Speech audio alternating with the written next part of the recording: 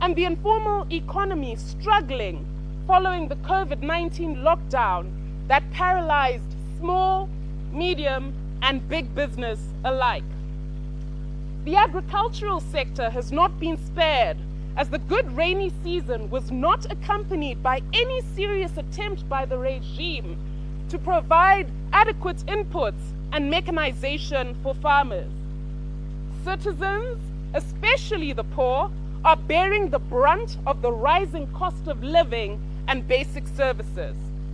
We reiterate our call for the implementation of economic policies that are pro-poor.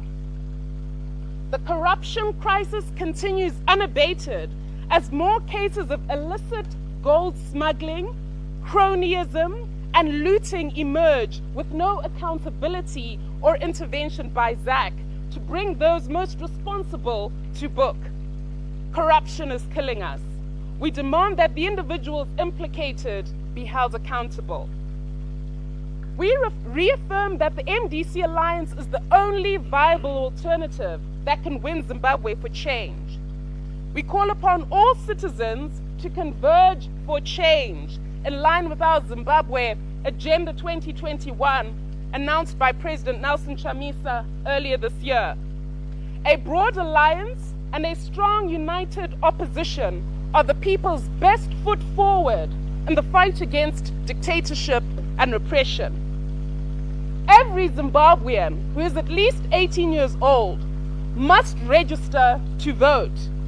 We must all join hands in demanding urgent reform of the electoral system. And we must also join hands in defending that vote. So without further ado, I defer to our Secretary for Elections, Councillor Ian Makone, who will speak to our electoral reform agenda, then soon after take questions on the subject. Thank you.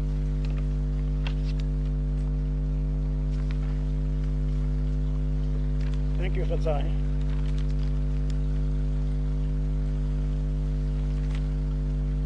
Good morning, ladies and gentlemen. To underline what she said, it's all about convergence for change. And there are any number of areas over which Zimbabweans of similar thinking should be seriously engaged. Why now? We all know that with the COVID restrictions, it was nearly impossible to have held this occasion. But recently, ZAC has announced that normal political activity will resume, and will take them up on their word. What better way to start this process than initiating a national discourse with stakeholders? The fourth state, of whom you are an important national stakeholder,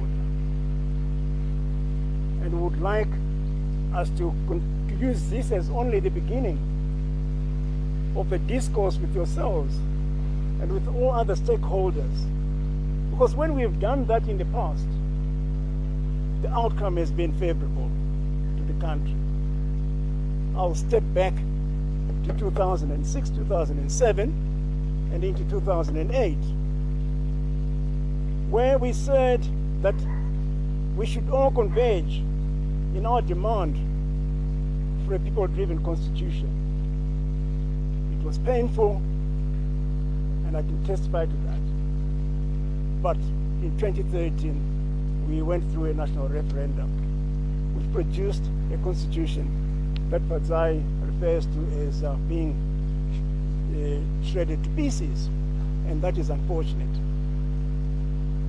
I would like to suggest that on this occasion, we focus our attention to the necessary environment for free and fair elections.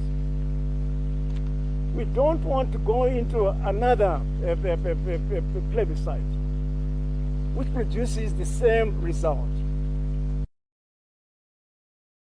That is humanly possible to ensure that Zimbabweans have an opportunity to determine what it is should be changed in our current legislation and practices of ZEC as we move towards the next national elections. We have countlessly communicated with ZEC over the need for stakeholder consultation, which is the only way that will ensure that the outcome of any electoral process has credibility, principally among Zimbabweans. We are not an island. Even the international community has voiced its concerns about the credibility of the manner in which our elections have been conducted up to now. We have in the past shared with yourselves, and I will use that as the basis for this discourse, the 20 principles that were drawn up by MDC Alliance to try and capture the key issues requiring electoral reform, both in the perspective of the national legislature and in terms of ZEC as the implementing authority, who after all should be independent. So I don't really propose to read this verbatim at all. You will be able to read it. It will be circulated. I believe that you got your contact details and you get that. You also get a copy of the 20 principles that I'm referring to, so that we engage in that debate, in that discussion, and with a view to ensuring that in as short a period as possible, humanly possible, Zimbabweans converge on what it is would be the minimum changes necessary. We don't all see things the same way, and that is why we need that discourse. The reforms that we're talking about are at two levels. There are those reforms that require changes in legislation, and in particular the alignment of the Electoral Act to our Constitution. On several occasions, we've made reference to it, and on several occasions, it was like knocking against a brick wall. I sincerely hope that this time around, with the combined voices from all dissenting citizens, those changes will happen. We've done it before. The result is we've got a constitution adopted by Zimbabweans, which they're trying to decimate. The second level of reforms concerns activities that are within the purview by law of ZEC themselves. As early as the 9th of March, we wrote to ZEC that this was only the last of several contacts with ZEC. We would like them to act independently of any control of anybody, which is what the law of the land says. But the evidence is otherwise. So therefore, ladies and gentlemen, I'd like you to look at these changes that we have proposed. Be critical. We haven't got all the answers. Be critical, but above all, let's have positive contributions. The election management system, and if I could just draw attention to a few key areas. We were gratified to learn that the national population census had been brought forward. But for one key reason, and the reason should be that the electoral boundaries drawn up for the next elections must reflect the population distribution of the country ahead of that election. Obviously, a good deal of consultation is required between stakeholders and SEC in that regard. So far, there's no evidence to suggest to us that such consultation is going to happen. The end result is that we require and we insist on a delineation of boundaries which are genuinely reflective of the population densities in our country. On that same note, there's issues of voter registration and there's issues of eligibility to vote. We have countlessly made the point to say that it is within their purview, working in conjunction with stakeholders, to ensure that every Zimbabwean, wherever they may be, are given opportunity to participate in the elections. So, voter registration, which is what I referred to, we urge citizens to register. But equally, we're saying that the arrangements for voter registration are not suitable at all for the ordinary Zimbabweans, the distances, the registration centers. This, for us, is an issue that we'd like stakeholders to be seized with if we're all genuine about giving them a fair chance to present their preferences. So therefore, this always boils down to having that forum, a forum of stakeholders working in conjunction with SEC, where it is not a report back from SEC, it is a genuine conversation, a genuine discourse. It has eluded us all along. But we call once again that this is the starting point for ensuring that we have an electoral outcome that is beyond reproach. I would like to ask on this note, Ellen, my colleague in the elections, to just make brief reference to the 20 principles that we've drawn up, which underline all the important areas of our elections. Because it is important that as you interact with other stakeholders, you're very clear that the MDC Alliance, on this issue, this is our position, which is supported by a review of best practices elsewhere. So it is not just a thumbs up. This country has got enormous opportunities available to it. But the starting point is a national consensus on the key electoral environment issues. And the key electoral environment issues which ensures that no one in their right senses would question the outcome.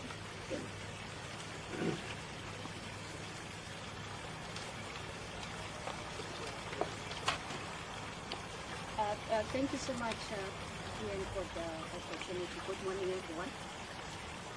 Before I get into the discussion regarding our electoral reforms document, which we refer to as PRICE, which are principles for reliable, inclusive elections in Zimbabwe. What we did as the MDC Alliance, we said, okay, we have a problem with our electoral laws. But then we came up with benchmarks to say what are the other countries doing. So we did a study on, for example, countries like Kenya, South Africa, Ghana, and also we took into account the fact that in 2018 with several observer missions that observed our elections, and they came up with recommendations. So we actually took on board those recommendations as well. And also we took into account the AU and the SADC protocols with regards to elections.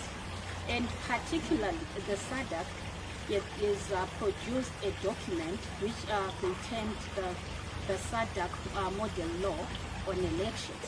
So those are the basis for our electoral reforms document.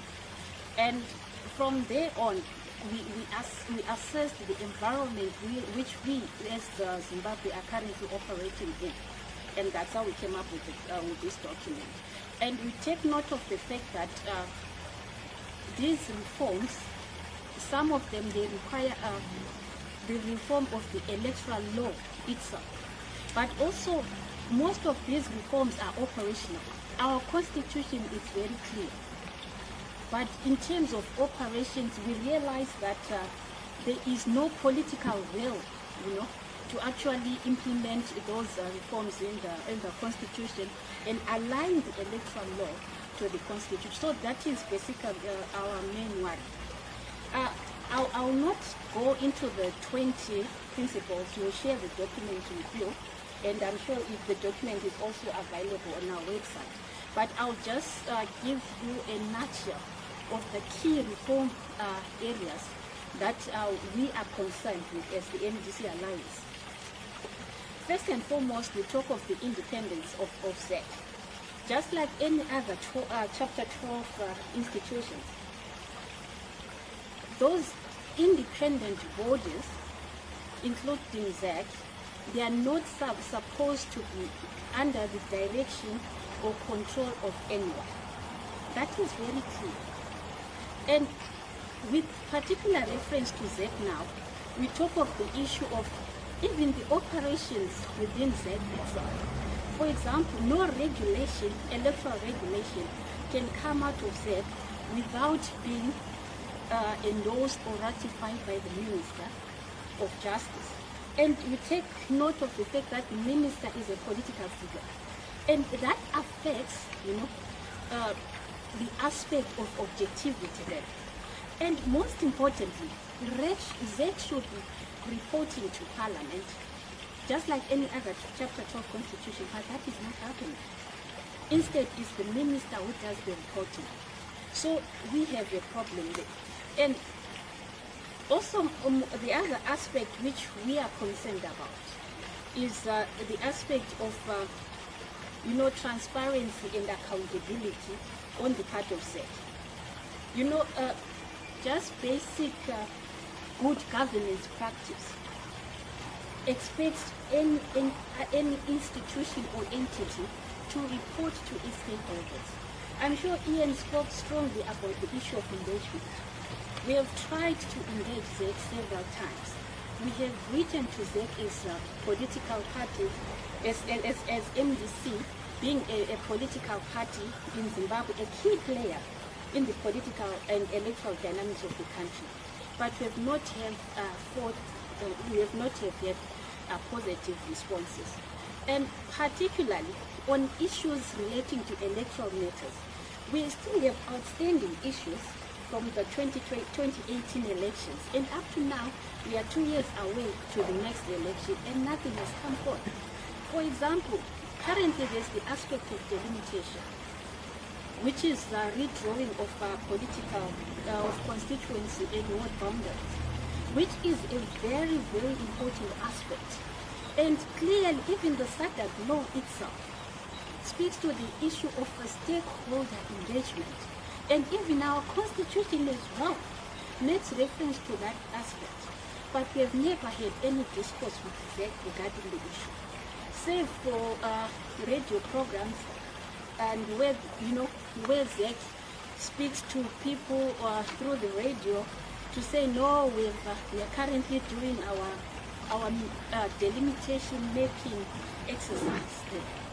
But we, as political parties being key players, we are saying, but for starters, we do not have the roadmap. What is ZEC's plan? How do we fit in as stakeholders? Political parties, civic society organizations, business entities, how do we fit in? Because at the end of the day, we are the people that will be affected by this delimitation process. But we can't be consulted via the radio, And also, sometime back, I think in April, they issued a press statement to that regard. But that is one-way communication. That is not engagement. We have issues which date back from the last delimitation exercise of 2008.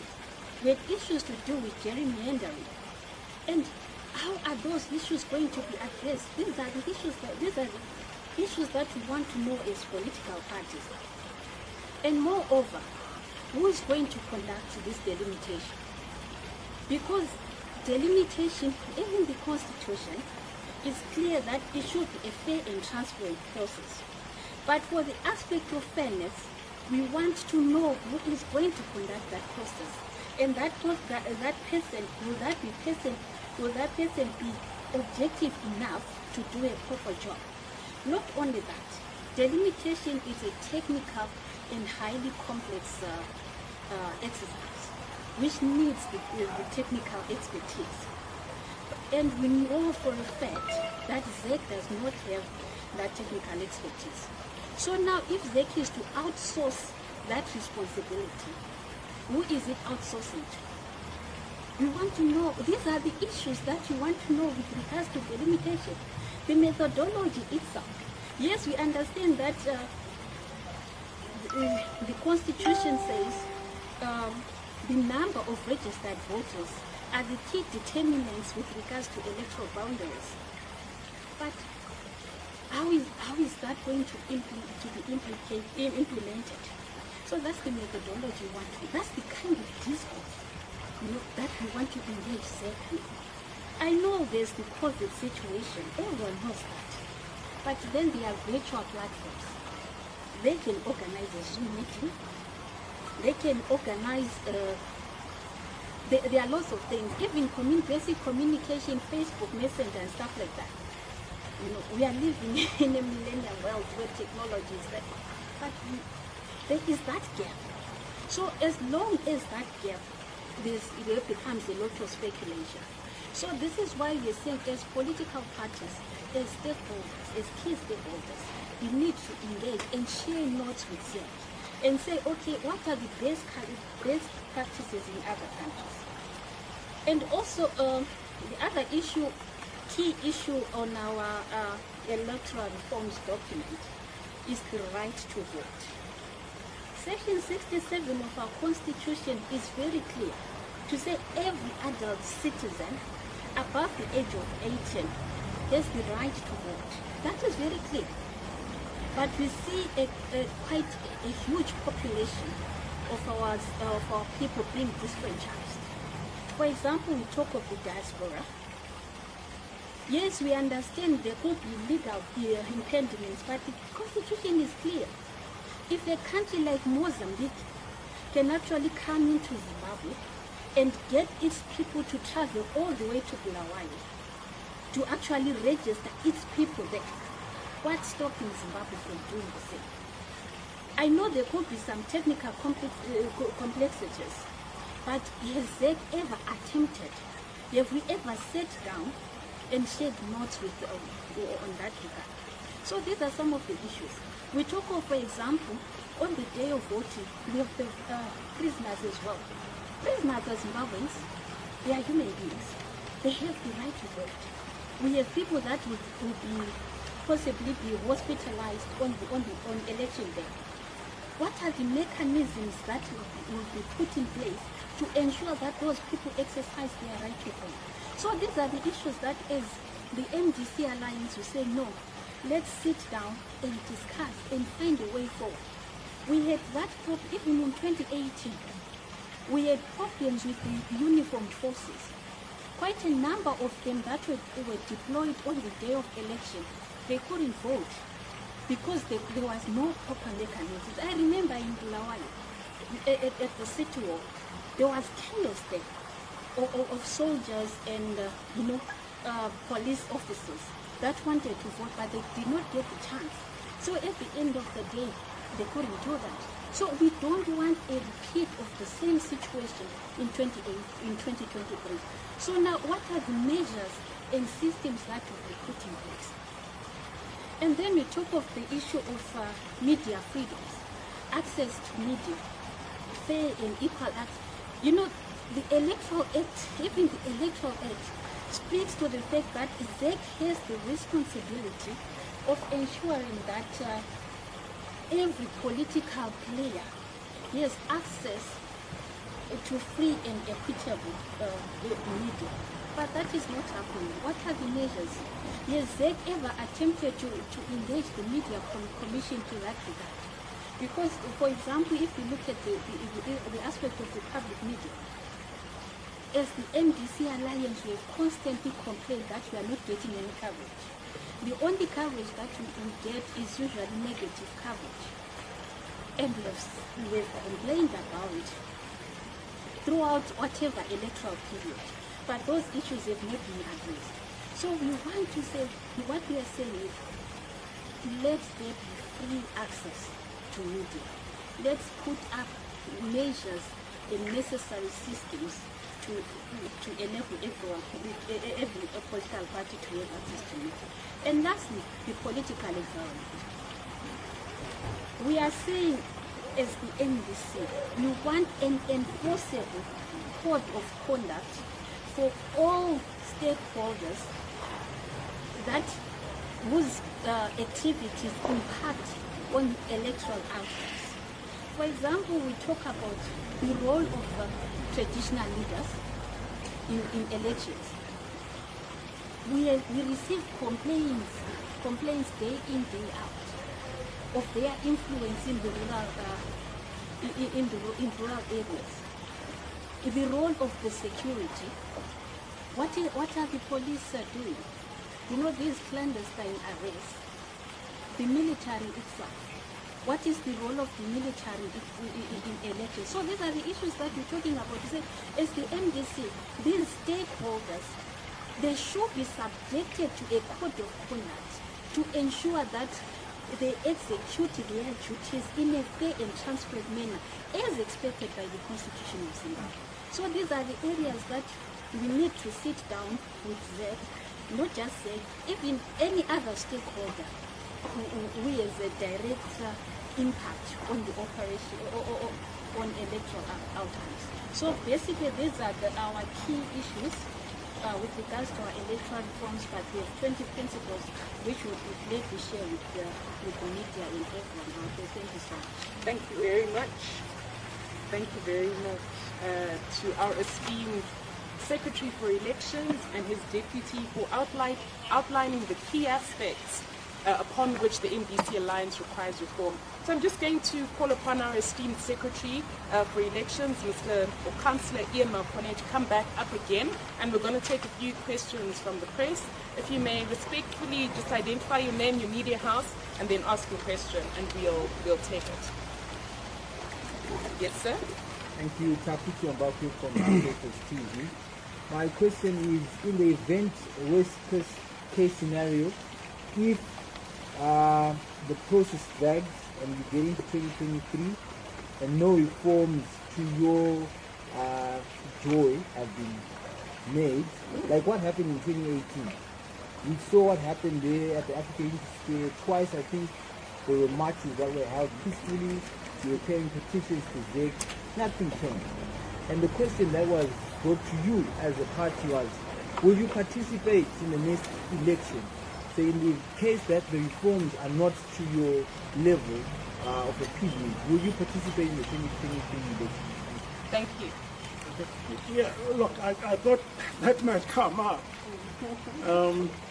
which is why in my opening remarks, I've said that in 2006, 2007, we said, along with stakeholders, that this country needs an early election. We had an election in 2008 instead of 2010. It just didn't come out of the benevolence of any one party or government. We then at the same time said that we will chart a process towards a people-driven constitution. And you didn't believe us, but it did happen. So what I'm saying to you is that let us not be bogged down with if they don't do this thing, I won't do that. No, I would like, in the first instance, to have put forward our message to the fourth state on the need and the necessity for electoral reforms. And then I would like to urge all other stakeholders to be of the same mind. Let us not be bogged down in negativity. This country has had enough of that. Let us remain positive. Thank you. Next. Maybe we'll take 2 or 3 more questions and then we'll close the session. Okay, no questions. We're going to... Okay, yes ma'am? My question to you, Councillor Makane, is have you engaged with that and what has been that response to engagement? You've come to the court of the public opinion, you've asked so that you take it to the people. What is your expectation from the people of Zimbabwe in support of this, your push for electoral reform? Yes, again I come back to the same, more or less the same answer, that they are not impervious to common sense finally. We have written to them. They have on one occasion written back to us, and we appreciate it. They have indicated that a process of consultation with stakeholders might be possible. So we are taking them up on that. And what we're saying to the fourth state and through the fourth state to all other stakeholders is that this is an issue which is as much your responsibility as it is of political parties.